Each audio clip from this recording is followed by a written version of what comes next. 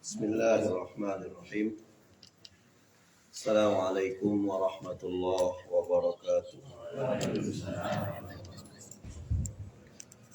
Alhamdulillah alladzi arsala Muhammadan ila kafatin nas wa anzala ma'ahu al-kitaba liyufarriqa bainal haqqi wal batil wa bainal ma'ruf wal munkar wa hadana ila siratin mustaqim. Asyhadu an la ilaha illallah wahdahu la syarika lah wa asyhadu anna Muhammadan abduhu wa rasuluh. Allahumma salli wa sallim ala Muhammad wa ala ali Muhammad kama sallaita wa sallamta ala Ibrahim wa ala ali Ibrahim innaka Hamidum Majid. Subhanaka la ilma lana illa ma 'allamtana innaka antal alimul hakim. Jamaah subuh Masjid At-Taqwa rahimani wa rahimakumullah. Alhamdulillah, kembali Allah Subhanahu wa taala mempertemukan kita dalam keadaan iman. Telah melaksanakan sholat subuh berjamaah. Semoga subuh berjamaah yang tadi kita lakukan adalah subuh jamaah yang terbaik yang pernah kita lakukan di penghujung bulan Sya'ban ini. Semoga Allah Subhanahu wa taala menerima semua rangkaian ibadah kita, mulai tadi malam sampai nanti menjelang kita tidur. Allah istiqomahkan dalam iman. Salawat serta salam tidak lupa kita haturkan keharibaan kekasih Allah, junjungan kita Rasulullah sallallahu alaihi wasallam. Berkat jasa beliau kita bisa menyempurnakan agama ini dengan sunnah. Karena seorang mukmin kalau dia cinta kepada Allah, maka syaratnya harus cinta kepada Rasulullah sallallahu alaihi wasallam. Kita diajarkan sunnah-sunnah beliau. Dan hutang terbesar umat Islam adalah kepada ibunda Aisyah radhiyallahu anha. Kenapa? Walaupun ibunda Aisyah belum bisa menandingi ibunda Khadijah dalam hal harta. Karena memang ibunda Aisyah tidak diberikan kelebihan oleh Allah untuk memiliki harta. Dan tidak diberikan oleh Allah untuk pintar, pandai mengelola harta sebagaimana Allah berikan kepada ibunda Khadijah dalam mengelola hartanya. Kemudian dijalankan harta itu dalam berdagang untuk membantu perjuangan dakwah Rasulullah sallallahu alaihi wasallam. Tetapi ibunda Aisyah jauh lebih pandai daripada ibunda Khadijah dalam hal menghafal sesuatu. Bayangkan usia 7 tahun beliau telah menghafal Al-Quran 30 juz. Setelah menikah dengan Rasulullah SAW, beliau adalah salah satu wanita penghafal hadis terbaik yang langsung melihat Rasulullah SAW langsung. Ini Aisyah radhiyallahu anha. Makanya hutang kita paling besar kepada ibunda Aisyah radhiyallahu anha. Tidak ada satupun hadis yang disampaikan dari Khadijah.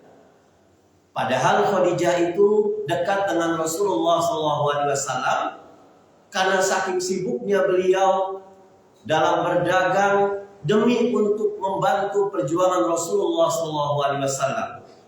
Sampai-sampai ketika di penghujung hayatnya dalam sakaratul mautnya beliau berpesan, "Ya suamiku Rasulullah, hartaku telah habis, aku gunakan sebesar-besarnya untuk kepentingan dakwah kita." Sehingga alhamdulillah Allah cucukkan rahmat di Madinah Al-Munawwarah dan Mekah Al-Munawwarah.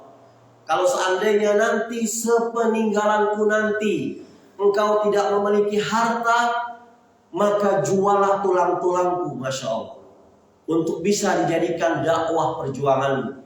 Atau ketika engkau melewati satu jalanan yang harus menyeberangi jembatan, maka susunlah rusuk-rusuk tulangku untuk menjadi jembatan ketika engkau dakwah.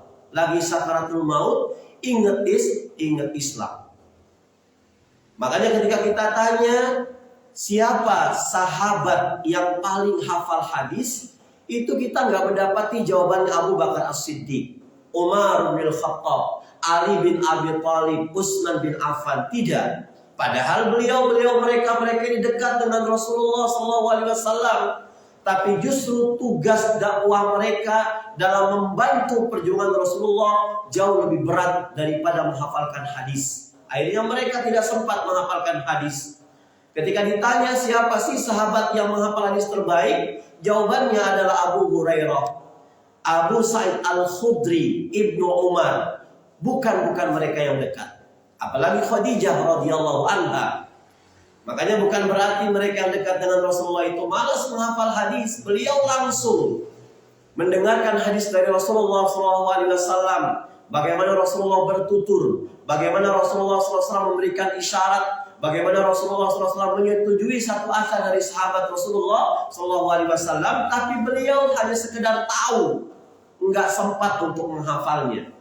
Tapi Ibunda Aisyah radhiyallahu anha adalah salah satu wanita yang paling istimewa dalam meriwayatkan hadis dan paling sempurna, paling terlengkap daripada 7 sahabat. Jadi ketika kita ingin menghafal siapa sih perawi-perawi hadis itu, kita singkat dengan kata-kata ban mati 7. Ban mati, ba, B-A-N, M-A-T-I. B-nya itu apa? Bukhari, Imam Bukhari. Kemudian A-nya itu apa? Ahmad. Kemudian M-nya apa? Nasa'i. Kemudian M-nya apa? Muslim. Kemudian A-nya apa?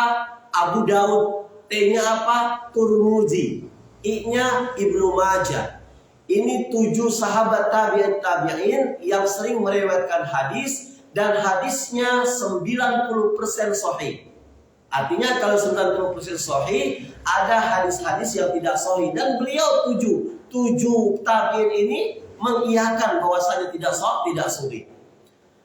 Adapun Aisyah radhiyallahu anha, saking pintarnya menghafal hadis, beliau pernah mengkoreksi hadis yang disampaikan oleh Abu Hurairah radhiyallahu anha. Oh, tidak begini wahai sahabatku, harusnya begini, manut. Ini karena kecerdasan dan kepintaran Aisyah radhiyallahu anha. Kalau bukan karena beliau, kita itu luput dari hadis Rasulullah SAW. Kalau bukan karena beliau, kita nggak tahu bagaimana tidurnya Rasulullah SAW. Bagaimana Rasulullah SAW itu menghidupkan malam-malamnya di dalam rumahnya. Bagaimana Rasulullah SAW itu ketika makan, ketika membantu urusan rumah tangga. Ini karena jasa daripada Aisyah radhiyallahu anha. Aisyah merupakan sendi pokok dalam memahami hadis-hadis yang sahih. Ketika kita luput dari hadis-hadis yang sahih, maka serta-merta semua amalan agama kita kurang sempurna. Karena mengikuti ittiba Rasulullah SAW adalah satu keniscayaan yang harus kita tempuh.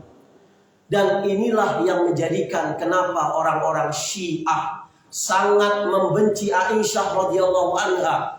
Bahkan mereka mengkafir-kafirkan Aisyah radhiyallahu anha. Bahkan mereka justru menyebarkan berita hoax perzinahan antara Aisyah radhiyallahu anha dengan sahabat Rasulullah SAW, asisten pribadi Rasul yang bernama Sufyan bin Mu'attal, dalam peristiwa hadisul ifki, sampai Rasulullah SAW itu cemburu kepada Aisyah, sempat tidak bicara kepada Aisyah. Maka Allah yang langsung menghibur Rasulullah SAW. Ketika orang-orang munafik bawa kabar gembira, bawa kabar apapun, cek kebenarannya. Makanya dalam menyikapi medsos, kita jangan wala taqfu ma laisa laka bihi ilm. Karena pendengaran kita, penglihatan kita, fuad kita, hati kita akan dituntut oleh Allah Subhanahu wa taala. Menyebar berita-berita hoax tentang ghibah kepada manusia, tentang fitnah kepada manusia, apalagi fitnah kepada Rasulullah SAW. Sesungguhnya di pertengahan bulan Sya'ban semua amalan disetorkan, maka perbanyak bulan Sya'ban dengan ini. Akhirnya semua orang yang tidak tahu menyebar berita hoax ini, maka Rasulullah katakan, man kadzdzaba alayya muta'ammidan falyatabawwa maq'adahu minan nar. Barang siapa yang mengatakan satu cerita, satu kisah, satu hadis yang bukan dari Rasulullah SAW, dia berdusta. Padahal Rasul gak mengatakan seperti itu. Kenapa dia berdusta? Bisa jadi dia gak tahu ilmunya. Karena gak ngaji, mbahnya cuma mbah Google. Akhirnya mereka tersesat sejadi-jadinya, ya mak. Betul, semua ilmu ada di Google. Tapi belum tentu di Google itu ada mana hadis yang sahih, mana hadis yang maudhu, dan mana hadis yang dhaif, ya mak. Ini kan Google ini prediksi orang ateis yang bernama Michael Agrocraft January. Dia mengatakan, orang ateis ini mengatakan nanti di tahun 2010 orang ateis ini memprediksi 1984. Kata dia, nanti dunia di tahun 2010 guru, ustadz, kiai, pengajar, pendidik nggak laku di dunia. Mereka nggak mau belajar karena mereka cukup mengambil mbah Google, karena di tahun 2010 kata Agrocrat telah diketemukan yang namanya mesin nickel educator, mesin yang bisa ngajarin kita, Bu. Siapa? Mbah Google. Gimana cara niat puasa? Tapi nggak tahu mbah Google mana niat yang sahih, mana niat yang tidak sahih.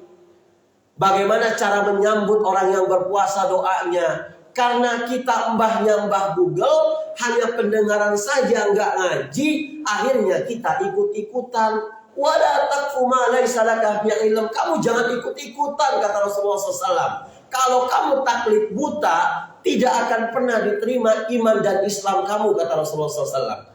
Minimal kita ittiba. Kalau kita nggak bisa menyampaikan dakwah, minimal kita mengamalkan dengan secara ittiba, ikut kepada Rasulullah SAW.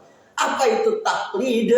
Apa itu ittiba? Kalau taklid, kita mengamalkan satu amalan, ikut-ikutan. Ditanya dalilnya, nggak tahu. Jalan alasannya, kata kiai saya, kata ustadz saya, kata habib saya.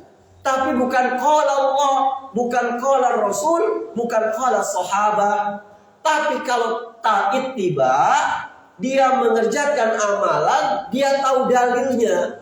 Minimal kalau nggak paham ayat Qur'annya, nggak paham nomornya, minimal tahu ini dari Allah. Kalau di Al-Quran tidak ada, dicari dari hadis Rasulullah SAW. Kalau Quran dan hadis masih secara global menjelaskan satu peristiwa, maka diracik dua sumber ini oleh para sahabat. Kenapa? Karena para sahabat adalah generasi terbaik yang hidup di zaman Rasulullah SAW.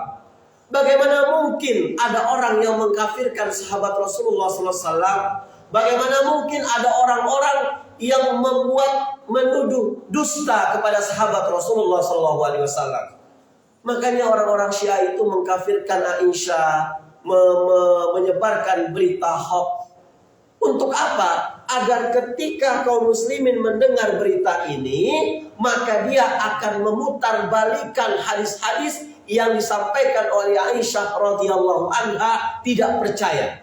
Ketika kaum muslimin sudah digiring oleh orang-orang Syiah tidak percaya dengan Aisyah radhiyallahu anha, maka dia dengan cepatnya mendoktrin ajaran-ajaran mereka sehingga menjauhkan mereka dari hadis Rasulullah sallallahu alaihi wasallam.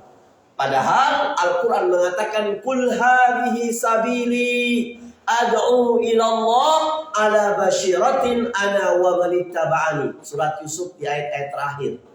Apa kata Allah? Katakan hai Muhammad kepada umatmu akhir zaman, kepada sahabat-sahabatmu, kepada jamaah pengajian di Binangun setiap Ahad ini. Hadhihi sabili, inilah jalanku.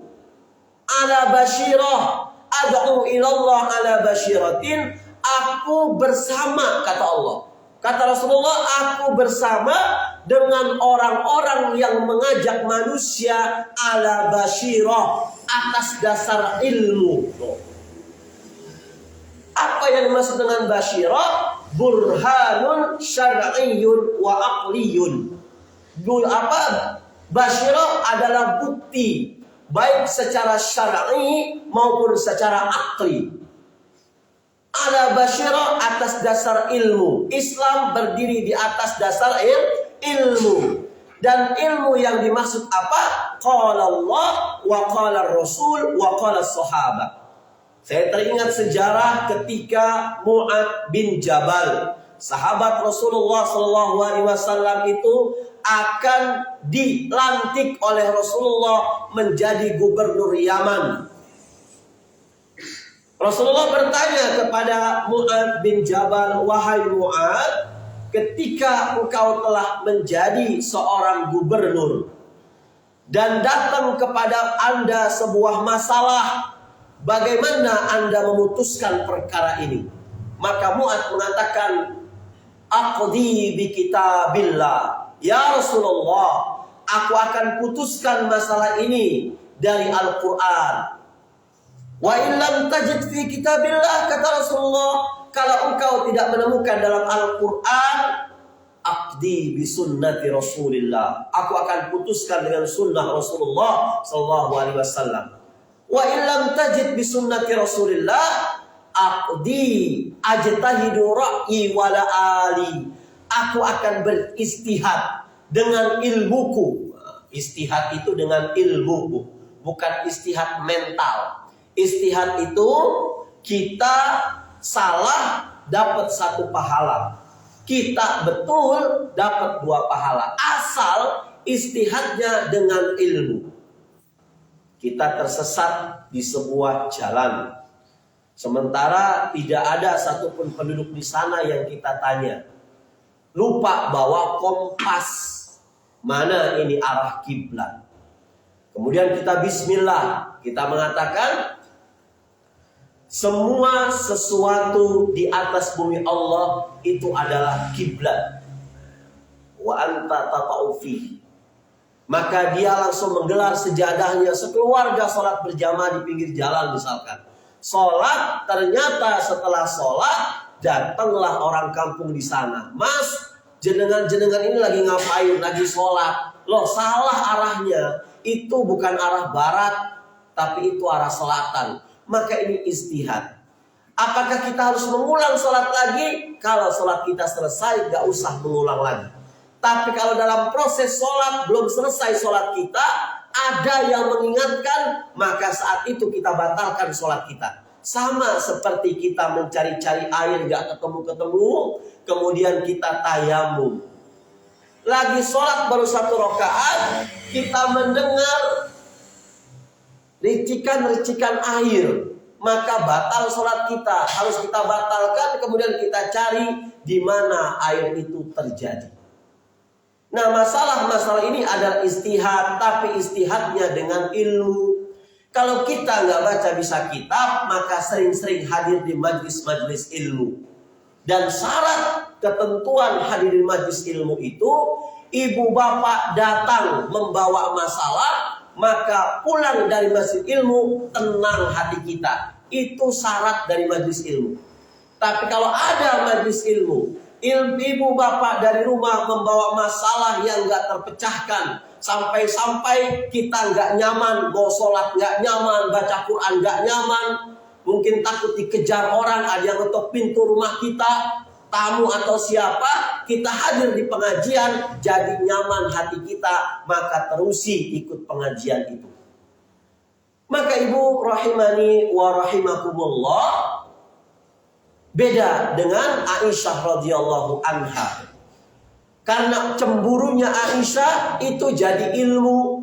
Cemburunya Aisyah bisa jadi keterangan buat kita, sehingga kita bisa tahu bagaimana sih sikap seorang istri. Cemburu yang benar itu bagaimana? Bagaimana sih sikap seorang suami cemburu yang benar itu bagaimana? Dan akhirnya kita pun sebagai seorang suami tahu bagaimana Rasulullah SAW menyikapi istrinya pada saat istrinya itu, pada saat istrinya itu cemburu. Ilmu semuanya. Ini. Kalau kita nggak punya ilmu, kita nggak merasa nyaman dengan iman kita. Mendengar adzan ngegerutu, ini nggak punya ilmu, imannya dipertanyakan. Padahal syarat daripada orang-orang beriman itu cirinya 2. Kita mengaku saat ini kita beriman kepada Allah, beriman kepada Rasul, beriman kepada malaikat, sampai qada dan qadar. Tapi ketika ayat-ayat Allah dikumandangkan, asma-asma Allah dikumandangkan, justru kita merasa keberisikan. Innamal mu'minuna alladzina idza dzukirallahu wajilat qulubuhum wa idza tuliyat alaihim ayatuhu zadatum imana. Ini kata Allah. Sesungguhnya hanya orang-orang yang beriman sajalah ketika disebutkan nama Allah, wajilat qulubuhum, bergetar hatinya, takut, gelisah, mau buru-buru meninggalkan aktivitas dunianya, langsung menuju di mana azan dikumandangkan. Ini tanda orang yang tanda orang-orang yang beriman. Kalau hingga detik ini ada panggilan azan, ada sebutan nama Allah, kita enggak bergetar. Ketika dibacakan ayat-ayat Al-Quran, tidak menambah keimanan kita kepada Allah. Disuruh sujud, cepatnya seperti ayam matok makanan. Disuruh sholat, kilatnya luar biasa. Di majlis taklim, gerasak, gerusuk, garuk pantat, garuk ini, karena enggak betah. Berarti kita belum pernah merasakan manisnya iman. Buat apa punya iman kalau belum merasakan manisnya iman? Seperti kita punya televisi besar, innya besar, warnanya jernih, pandangannya luas, tapi punten mata kita buta. Sama seperti kita punya sepatu kickers misalnya, harga puluhan juta, tapi nauzubillah kita nggak punya kaki. Buat apa? Sama seperti kita punya radio, bagus, kemana-mana bisa kita bawa, tapi telinga kita tuli. Apa bedanya dengan orang punya iman? Belum pernah kita merasakan nikmat ketika kita gunakan untuk sedekah, nggak pikir-pikir lagi. Indah ketika kita harus berlapar-lapar, berhaus-haus di bulan Ramadan. Tidak pernah ada kata-kata, ya sebentar lagi Ramadan, aku nanti ngantuk, kerja, malas. Tapi kalau Ramadannya dengan iman, maka dia akan mendapatkan manisnya iman, indahnya iman. Nah, pada kajian subuh hari ini, saya akan coba mengajak Bapak Ibu memberikan tips bagaimana sih supaya kita bisa merasakan manisnya iman. Saya sudah hampir 50 tahun Ustadz hidup dengan iman, tapi saya belum merasakan nyaman ketika baca Quran, nyaman ketika ke masjid Ustadz. Kayak saya lagi kerja suara azan, nantilah sholat zuhurnya, belum nyaman Ustadz. Gimana caranya? Maka Rasul mengatakan salasun man kunna fihi wajada halawatal iman. Ada 3 perkara, 3 tips. Kalau 3 perkara ini ada pada kita, maka kita insya Allah telah mendapatkan manisnya iman, merasakan indahnya iman. Yang pertama apa? Ayyakunallah wa rasul ahabba ilaihi mimma siwahuma. Ini syarat pertama. Kalau kita ingin merasakan manisnya iman, indahnya iman, nikmatnya iman, maka kita menjadikan Allah dan Rasulnya adalah puncak cinta dari segalanya. Ayyakunallah wa rasul ahabba ilaihi mimma siwahuma. Hendaklah Allah dan Rasulnya di atas segalanya, Bapak Ibu. Ini kalau jabatan ngebawain cinta kita kepada Allah, tentu kita nggak akan merasakan manisnya iman. Bahkan kita akan pelok untuk mengucapkan kebenaran karena tersipu dengan uang. Kita nggak bisa untuk berkata benar karena kita terlalu banyak jasa kepada orang kaya. Giliran orang kaya yang selalu jadi kerannya kita itu mengatakan, Ustadz, ini hukumnya apa Ustadz? Padahal selama ini harta kekayaan saya cari dengan cara ini. Berhubung si Ustadz ini, si Kiai ini, kehidupannya disupport dari orang kaya ini, dijamin oleh orang kaya ini, akhirnya agama tidak bicara tegas. Oh ibu, itu mah nggak kenapa-napa, dosa-dosa sedikit lah, istighfar juga beres. Karena apa? Ayyakunallah wa rasul ahabba ilaihi mimma siwahuma. Tidak menjadikan cinta kita kepada Allah dan Rasulnya di atas segalanya. Bapak Ibu rahimani wa rahimakumullah. Allah Subhanahu wa taala telah meletakkan hati di dalam dada kita ini. Bukan yang saya maksudkan hati, organ hati, bukan. Karena kalau organ hati itu bahasa Arabnya kabidun. Tapi yang selama ini yang selalu disebut-sebut jaga hati kamu, jaga perasaan kamu, itu pada dasarnya qalbun, yaitu jantungnya kita. Jantung, fuad, jantung. Nah, di dalam hati ini Allah Subhanahu wa taala telah menanamkan kepada kita sejuta rasa. Ya. Dan sejuta rasa ini yang kita pilih kecenderungan dengan satu dominasi. Kita cinta kepada keluarga kita, maklum, fitrahnya manusia. Ketika ibu tanya, Ustaz cinta kepada istri, bahas saya cinta. Cinta kepada anak, saya cinta. Cinta kepada keluarga, cinta.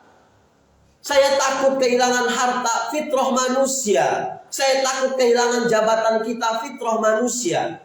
Tapi jangan sampai cinta kita kepada alam dan isinya ini tidak dibatasi dengan kesadaran bahwa suatu saat kita akan meninggalkan itu semuanya, atau mereka-mereka yang dulu akan duluan meninggalkan kita. Kita cinta kepada tanah air boleh, kita cinta kepada bangsa dan negara tidak dilarang. Kita cinta kepada jabatan, keluarga, harta, agama enggak pernah melarang.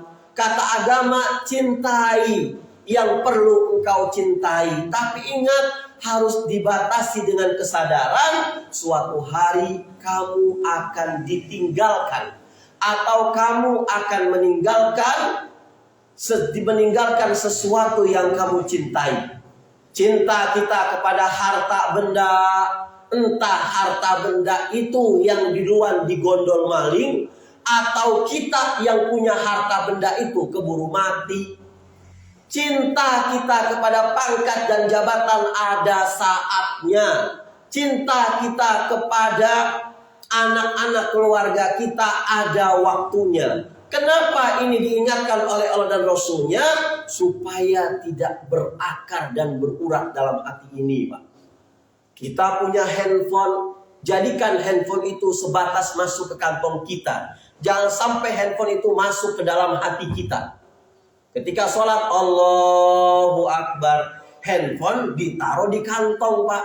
Ketika ruku jatuh, banyak orang yang batalkan sholatnya cuma hanya untuk mengusap-usap handphonenya. Mobil hanya sampai di garasi kita, jangan sampai dalam hati kita. Suatu hari di dalam Tarikh Khulasah Nurul Yakin dijelaskan, Rasulullah SAW itu ingin menyelenggarakan donasi karena pada saat itu terjadi perang Tabuk yang kekurangan harta, kekurangan dana. Makanya Rasulullah langsung membroadcast perintah untuk penggalangan donasi, mempersiapkan operasionalnya untuk keperluan perang Tabuk. Maka berbondong-bondong para sahabat menuju kepada Rasulullah SAW membawakan harta mereka. Datang, terakhir datanglah Abu Bakar As-Siddiq dengan membawa ratusan onta, dengan membawa di atas ontanya harta-harta Abu Bakar As-Siddiq. Rasulullah tadinya biasa menanggapi sahabat yang menyumbangkan hartanya. Tapi ketika datang Abu Bakar As-Siddiq, Rasulullah langsung geleng-geleng kepala, menanyakan dalam hatinya, ini Abu Bakar As-Siddiq begitu banyak harta yang dia bawa. Apa yang ditinggalkan oleh Abu Bakar Siddiq sebagai kepala keluarga buat istri dan anak-anaknya? Langsung ditanya oleh Rasulullah SAW, Ya Abu Bakar, hal tarakta li ahlika syai'an? Wahai Abu Bakar, apakah engkau meninggalkan untuk istri, untuk anak-anakmu, untuk keluargamu sesuatu untuk survive-nya mereka? Kata Abu Bakar, "Na'am ya Rasulullah." Ada na'am, ada ajal, Bapak Ibu. Kalau ajal itu iyanya iya betul. Contoh, Ustaz, makan Ustaz. Ajal, iya terima kasih. Saya sudah makan, betul saya sudah makan. Tapi kalau saya malu makan di rumah ibu atau bapak, padahal saya belum makan, saya formalitas, na'am, iya bu, terima kasih. Itu pura-pura. Ini Abu Bakar As-Siddiq mengatakan na'am. Nggak ada yang dia tinggalkan. Tapi hakikatnya ada yang dia tinggalkan.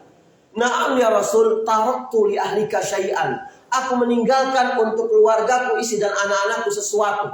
Apa yang kau tinggalkan? Sampai engkau membawa ratusan onta, di atasnya ada beberapa dana, dirham, dinar, untuk kepentingan perang Tabuk. Apa yang kau tinggalkan untuk keluargamu? Taraktu lillah wa rasuli.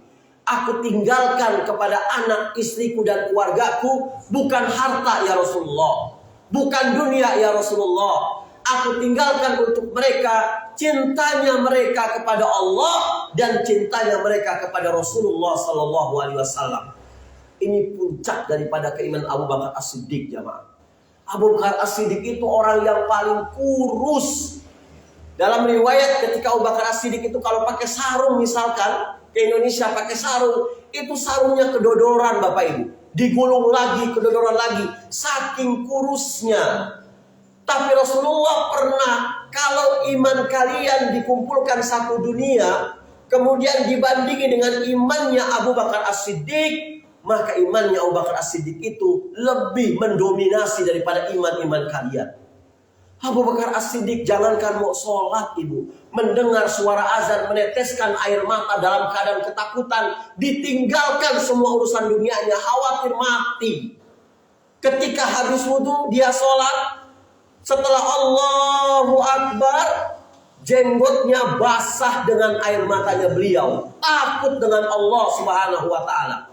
Ini Abu Bakar As-Siddiq meninggalkan semua harta dunianya, hanya meninggalkan cintanya keluarga kepada Allah dan Rasulnya.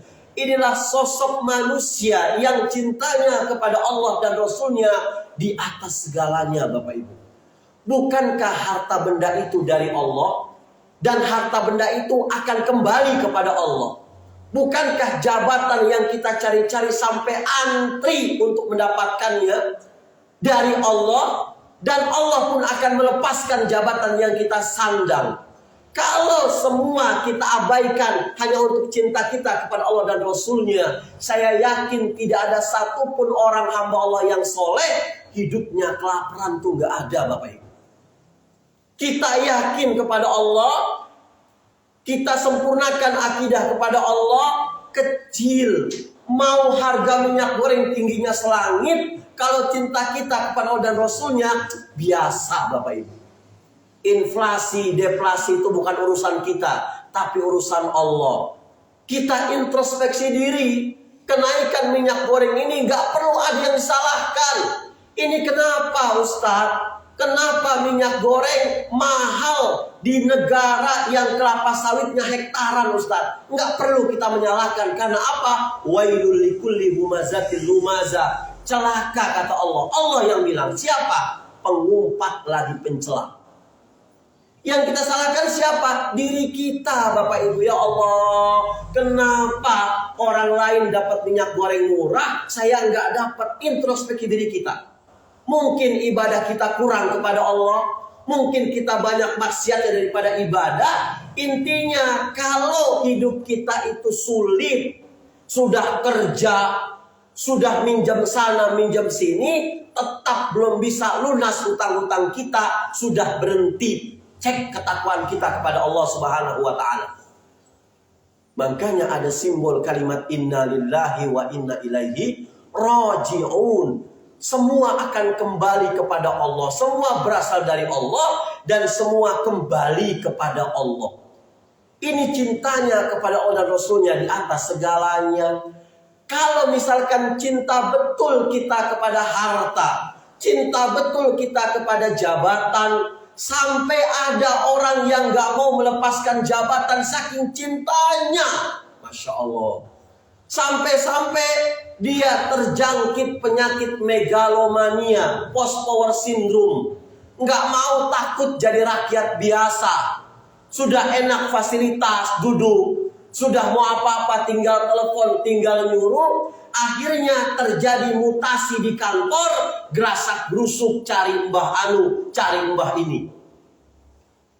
Oh, kata mbahnya, bentar lagi kamu dimutasi. Loh, saya nggak mau mbah. Kamu harus menyediakan ayam cemani. Warnanya jangan hitam, warnanya pink. Kamu sediakan kambing ini, kambing itu. Karena apa?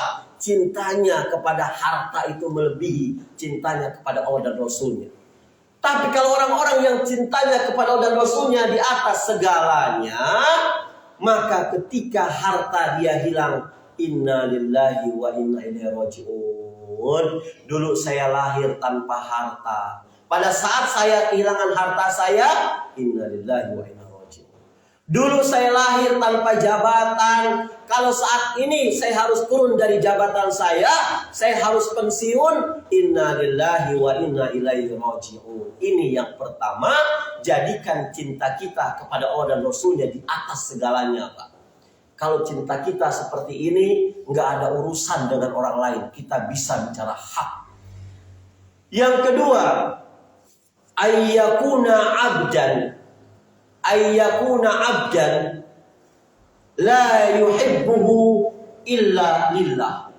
Seseorang yang cintanya kepada saudaranya, cintanya karena Allah, bukan karena ada maunya, bukan karena ada kepentingan. Kalau cinta karena kepentingan, sebatas interesting, sebatas kepentingan yang terakomodir, kita taat kepada orang itu, kita cinta kepada orang itu, kita setia kepada orang itu. Ketika kita tahu kepentingan kita kepada orang itu diabaikan, maka kita akan menganggap orang itu musuh kita nomor satu. Betul kata panggung politik, tidak ada teman yang abadi, adanya tujuan yang abadi. Hari ini teman, besok bisa jadi lawan. Hari ini disanjung, besok kita bisa digusur. Itu panggung politik. Ngasih sembako karena ada maunya. Kita deketin seseorang karena ada kepentingan. Maka Allah mengajarkan kepada kita, coba bertahap sedikit demi sedikit. Kamu berteman ke orang tua, kamu berteman ke saudara kamu, jangan ada maunya. Kalau kita butuh uang, datang. Nggak butuh uang, nggak datang. Makanya Rasul ngajarin kita, Pak. Kita kalau dekat dengan orang-orang kaya, itu sekedarnya saja. Kenapa? Merusak tawakal kita kepada Allah. Tapi dekat dengan orang-orang miskin, satu kewajiban buat kita. Untuk supaya mengukur keimanan kita kepada Allah Subhanahu wa Ta'ala. Kita menamu ke orang kaya, dikasih minuman milkshake yang belum kita pernah minum. Ya, di atasnya mungkin ada gemblongnya, mungkin. Ya, coklat segala macam. Ini kita ada etikanya. Kapan kita minumnya? Minumnya juga kita betul. Ini minuman apa nih? Nyobanya juga sedikit-sedikit. Supaya apa? Izzah kita itu nggak turun, Bu. Pak, apalagi saya, Ustadz pakai sarungan jenggotan, pakai peci, bertamu ke orang kaya. Di benak orang kaya, Ustadz kesini paling-paling nyodorin proposal buat pembangunan pondok pesantren. Ya nggak, Bu? Hati-hati, izzah. Saya sering bilang ke teman-teman, kamu pahami Al-Quran yang benar, jadi ahli Quran.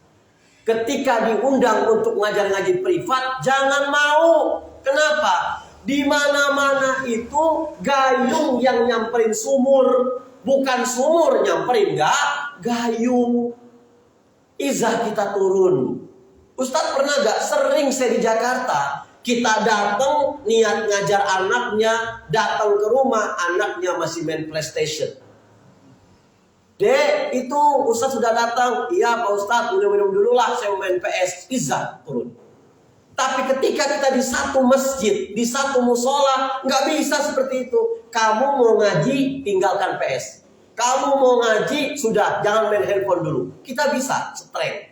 Karena apa? Ada kekuatan. Kalau kita datang ke rumah orang kaya sebatas A, B, taksa, nggak ada kekuatan. Karena apa? Di sininya sudah dunia dan dunia.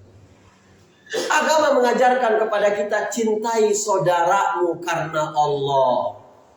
Islam membebaskan manusia dari ras diskriminasi. Ikatan yang paling kuat yaitu ikatan yang dinilai dari apa? Dari ikatan akidah jauh lebih kuat daripada ikatan yang disaudarai oleh ikatan darah. Ikatan persaudaraan yang diikat dengan nilai-nilai akidah jauh lebih kokoh. Makanya tidak ada toleransi. Engkau hari ini di jalan Allah, kau saudara saya. Keluar kau dari jalan Allah, kita harus sami'na wa pikir-pikirna. Sami'na wa analisa. Enggak sami'na wa ta'na. Karena konsep taat dalam Al-Quran hanya di dua tempat. Ati'ullah wa ati'ur rasul ulil amri. Enggak ada ketaatan. Kenapa? Karena harus ditimbang-timbang. Kepada bos kita timbang-timbang. Kepada Allah dan Rasulnya ati'u mutlak, nggak tawar-menawar, sami'na wa ta'na. Kepada komandan kita, kepada orang tua kita sekalipun, kepada suami kita sekalipun, selama perintah itu untuk kebaikan, sami'na wa ta'na. Kalau kita ragu, sami'na wa pikir-pikirna. Sami'na dianalisa dulu. Saya nggak enak Ustaz. Loh, kamu kan tadi pagi baru ngaji sama saya. Kok saat ini saya lihat kamu mabok? Iya Ustadz, saya tahu mabok itu haram Ustadz. Tapi ini yang ngajak bos saya Ustadz. Menanggalkan akidahnya demi untuk bos. Loh, tadi pagi bukan kita ketemu kamu lagi ngaji? Iya Ustadz. Sekarang kenapa main judi? Saya diajak temen Ustadz. Tidak ada satu rumusan yang harus kita rumuskan untuk hal-hal seperti ini. Mengorbankan iman kita, mengorbankan akidah kita hanya untuk manusia. Sudah waktu syuruk, saya singkat yang ketiga. Apa yang ketiga? Ayyakrahu ayyauda bil kufri ba'da an anqadhahu Allahu kama yakrahu ayyakdifa finnar. Setelah yang pertama, puncakkan cinta kita kepada Allah dan Rasulnya di atas segalanya. Yang kedua, cintai saudaramu karena Allah, bukan karena kepentingan. Yang ketiga, dia benci kepada kemaksiatan, benci kepada kezaliman, benci kepada kefasikan, kekafiran, kemunafikan. Setelah Allah telah menyelamatkan dia dari hal-hal seperti itu, sebagaimana dia benci kepada neraka jahanam. Kita benci kepada neraka. Saya gak masuk neraka Ustaz. Kalau kita benci kepada neraka, seharusnya kita juga benci kepada kemaksiatan-kemaksiatan. Bukankah Rasul mengajarkan kepada kita, man ra'a minkum mungkaran? Kalau kamu melihat di depan mata kamu ada kemungkaran, maka rubah dengan tanganmu. Ini sumber, ini simbol daripada penguasa. Power tangan. Penguasa itu punya sistem, penguasa itu punya strategi, penguasa itu punya pasukan, penguasa itu punya dana, penguasa itu punya senjata. Maka jadikan poin-poin ini untuk berdakwah, memberantas kemungkaran dan amar ma'ruf. Kalau nggak punya kekuasaan, nggak pakai tangan kamu, maka dengan lisan kamu.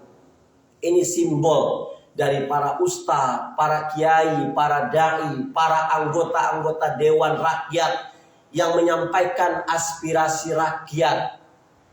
Mereka ngomong gini. Jangan jadikan jabatan-jabatan kita untuk meng-ACC-kan kemaksiatan yang ada di Wonosobo ini. Kelak kita akan ditanya oleh Allah Subhanahu wa taala. Kalau kita sebagai rakyat biasa, minimal jangan join dengan kemaksiatan itu. Ya Allah, di depan rumah saya ada yang lagi ngejudi. Masya Allah, saya nggak bisa untuk marah-marah ya Allah. Saya nggak bisa untuk lisan saya takut ya Allah. Tapi saya benci dengan kemaksiatan itu. Ini sudah cukup. Karena Aisyah pernah bertanya kepada Rasulullah SAW, ya Rasulullah, kalau di satu kampung ya Rasulullah, Ada orang yang maksiat, ada orang yang berimannya. Ketika kemaksiatan dan ketaatan berjalan bebarengan, maka datanglah azab Allah Subhanahu wa taala, maka yang beriman juga akan dihantam oleh Allah Subhanahu wa taala. Wattaqu fitnatan la tusibanna alladziina zalamu minkum khassah. Takutlah kamu kepada fitnah, kepada musibah, kepada ujian, kepada azab yang Allah turunkan di kampung kita, dalam keluarga kita, kalau orang-orang yang beriman itu menang baik. Ya, ibu yang dirahmati oleh Allah Subhanahu wa taala, mungkin ini saja yang bisa saya sampaikan. Mohon maaf lahir batin. Kita sudah lewat waktu syuruk 5 menit. Mohon maaf, mungkin nggak ada pertanyaan dulu ya Bu. Kasihan waktu syuruknya kita. Insya Allah dalam frekuensi dan tempat yang sama, radio Masjid Binangun. Dan kita ketemu lagi. Nasunallahu fatum qarib. Mohon maaf lahir batin. Assalamualaikum warahmatullahi wabarakatuh.